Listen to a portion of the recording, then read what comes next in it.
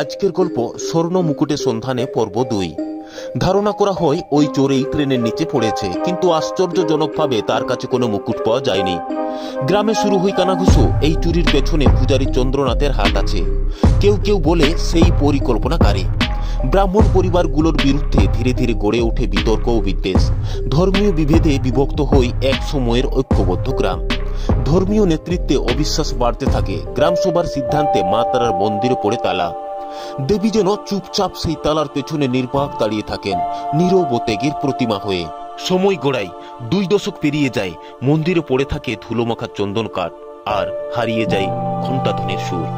এক অমাবস্যা রাতে পাশের গ্রামের এক পাগল, নাম ভোলু পাগলা, ঘুরতে ঘুরতে মন্দিরে প্রাঙ্গণে এসে ঘুমিয়ে পড়ে।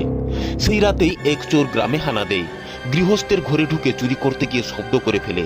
চিৎকারে গ্রামবাসীরা জেগে ওঠে। টর্চ আর লাঠি হাতে বের হয়ে রাস্তায়। চোর পালায় অন্ধকারে।